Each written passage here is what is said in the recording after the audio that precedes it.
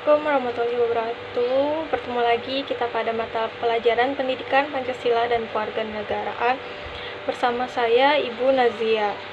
Nah, bagaimana kabar kalian anak-anak? Semoga kalian selalu senantiasa diberikan kesehatan dan selalu semangat belajarnya di rumah.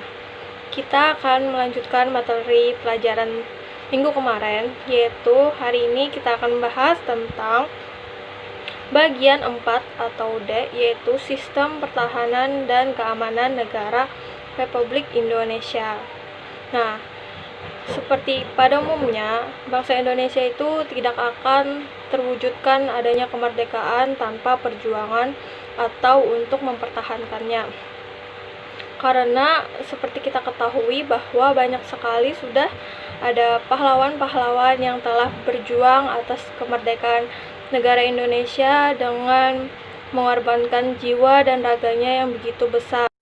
Mengingat begitu besarnya pengorbanan para pahlawan bangsa Indonesia, maka kita sebagai orang yang masa sekarang bisa berkewajiban untuk mempertahankan kemerdekaan bangsa Indonesia dengan cara apapun untuk tetap mempertahankan kemerdekaan negara ini. Selanjutnya kita akan membahas pada submateri yang selanjutnya, yaitu substansi pertahanan dan keamanan negara Indonesia. Nah, sistem pertahanan dan keamanan negara Indonesia telah diatur pada Undang-Undang Pasal 30 ayat 1 sampai 5, yaitu sebagai berikut. Yang ayat pertama, yaitu tiap-tiap warga negara berhak dan wajib ikut serta dalam usaha pertahanan dan keamanan negara. 2. Usaha dan pertahanan keamanan negara telah dilaksanakan oleh sistem pertahanan dan keamanan negara oleh Tentara Nasional dan Kepolisian Negara Republik Indonesia sebagai kekuatan utama dan rakyat sebagai kekuatan pendukung.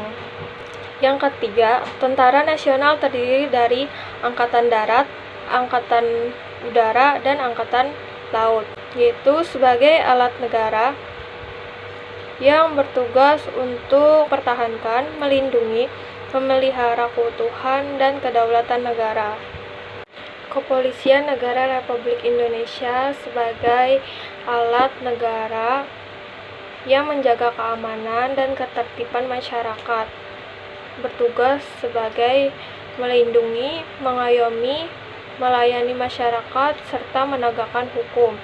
Yang keempat, susunan dan kedudukan Tentara Nasional dan Kepolisian Negara Republik Indonesia, hubungan kewenangan Tentara Nasional dan Kepolisian Republik Indonesia di dalam dijalankan tugasnya, syarat-syarat keikutsertaannya warga negara dalam usaha pertahanan dan keamanan telah diatur oleh undang-undang. Selanjutnya, adapun sistem pertahanan dan keamanan negara yang bersifat semesta yang berciri sebagai berikut. Yang pertama ada kerakyatan. Kerakyatan adalah orientasi pertahanan dan keamanan negara yang diabadikan oleh dan untuk kepentingan seluruh rakyat. Maksudnya adalah jadi pertahanan dan keamanan negara ini dari rakyat, oleh rakyat, untuk rakyat. Lalu yang kedua ada kesemestaan. Kesemestaan ini yaitu seluruh sumber daya nasional yang didayagunakan bagi upaya untuk pertahanan. Contoh, dulu kita mempunyai apa, maka kita memakai bambu. Dan kita berjuang untuk kemerdekaan memakai bambu runcing. Lalu yang C, yang ketiga, yaitu ada kewilayahan. Jadi, kewilayahan ini adalah kekuatan pertahanan dan keamanan yang secara menyebar di seluruh wilayah negara Republik Indonesia sesuai dengan kondisi geografis sebagai negara kepulauan, dan yang berarti bukan karena pulau-pulau tertentu yang harus melakukan pertahanan dan keamanan, tetapi juga berlaku untuk semua wilayah Indonesia bisa memperkuat pertahanan dan keamanan Indonesia. Adapun pembahasan selanjutnya yaitu tentang kesadaran bela negara dalam konteks sistem pertahanan dan keamanan negara. Jadi pada pasal 27 ayat 3 Undang-Undang Dasar 1945 telah menyatakan bahwa setiap warga negara berhak dan wajib ikut serta dalam upaya bela negara. Kesadaran bela negara pada hakikatnya merupakan kesediaan dalam berbakti pada negara dan berkorban untuk membela negara. Jadi upaya membela negara ini sebagai kewajiban dasar yang juga merupakan kehormatan setiap warga negara yang bertugas untuk memiliki tanggung jawab ataupun pengabdian kepada negaranya sendiri.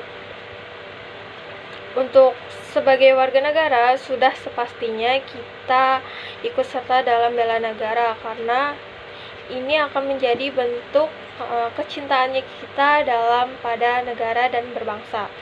Adapun membela negara itu tidak harus dalam perperangan saja, tetapi kita bisa juga mewujudkan kegiatan ini pada kesehari kita, yaitu sebagai berikut. Yang pertama ada ikut serta dalam mengamankan lingkungan di sekitar.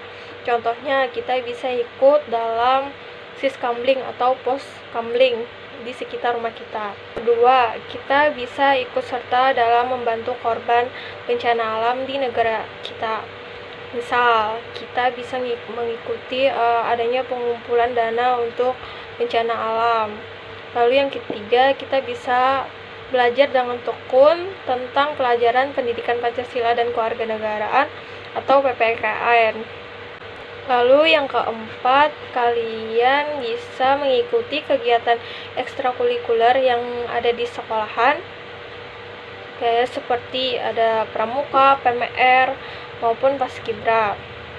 Lalu dan kita juga bisa mengikuti pelatihan dasar kemiliteran dengan secara wajib. Selanjutnya kita juga bisa mengikuti pengabdian sebagai anggota TNI atau Tentara Nasional Indonesia. Dan yang terakhir yaitu kita bisa mengikuti pengabdian sesuai dengan profesi atau keahlian yang kita miliki. Nah, itu dulu materi atau pembahasan kita hari ini mengenai tentang sistem pertahanan dan keamanan negara di Indonesia. Selanjutnya Ibu akan memberikan kalian tugas.